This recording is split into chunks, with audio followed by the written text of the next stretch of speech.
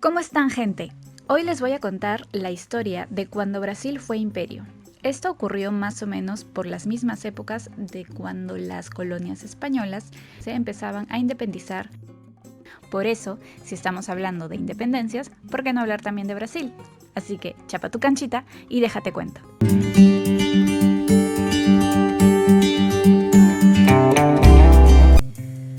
Todo inició cuando la corte portuguesa se sintió amenazada por la expansión napoleónica y huyen de Lisboa hacia Río de Janeiro, con ayuda de sus brothers, los británicos. Es así que Brasil se convirtió en la cabeza del imperio, teniendo al heredero al trono y regente João, o Juan, como quieran llamarlo, su consorte, sus hijos y la reina María I, además de toda su gente como militares, ministros, entre otros. Gente que conformaba la corte. Y bueno, Portugal se convirtió en una dependencia cuasi colonial, ya que todos los decretos y mandatos salían de Río de Janeiro.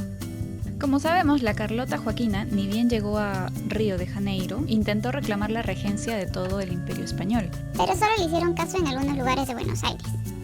Unos años más tarde, Napoleón fue derrotado en Europa, y esos territorios se empezaron a independizar.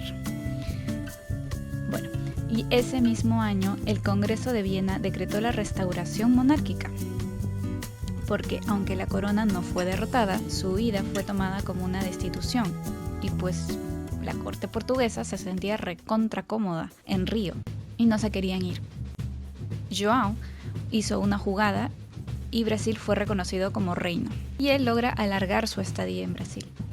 Al siguiente año muere la reina María I, y él se convierte en rey de la corte. Y todo era felicidad y regocijo hasta que la ciudad de Oporto atacó. En Oporto se dio un movimiento revolucionario liberal que exigía el regreso del rey bajo pena de destronarlo, o sea, de quitarle el trono. Exigían también que Portugal vuelva a ser una metrópoli y que Brasil regrese a su forma humilde que merece. Bueno, a ser una colonia. Lisboa creó una junta de gobierno convocada por un lord inglés para redactar la constitución.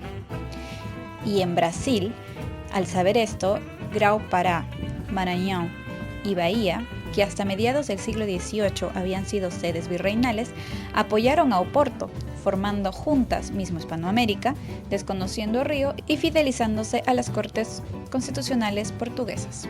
Es así que finalmente João VI desembarca en Portugal en julio con todo y su corte, dejando a Pedro, su hijo, como príncipe regente en Brasil. A fin de ese mismo año llegan los decretos de las cortes portuguesas a Brasil, donde ordenaba el regreso de Pedro, y que se acabe eso de la regencia y regrese al pacto colonial.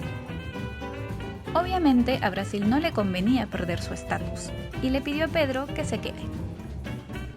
Es así que Pedro decide mantener el reino gritando "fico", o sea, me quedo, en voz alta, y fue nombrado defensor perpetuo de Brasil. El rey desde Lisboa le mandó una carta, dizque sin querer queriendo, reclamándole que obedezca y regrese a Lisboa. Es ahí que al mes siguiente, apoyado por el Partido Conservador, Pedro declara el rompimiento de palitos de Brasil con Portugal, siendo nombrado emperador de Brasil, realizando su célebre grito de Ipiranga: independencia o muerte. Debido a esto se tuvo algunos levantamientos, como en Cisplatina y Bahía, pero aproximadamente medio año después cesaron. Finalmente, unos años más tarde, el rey João VI muere y el hermano de Pedro, Miguelinho, reclamó el trono para sí.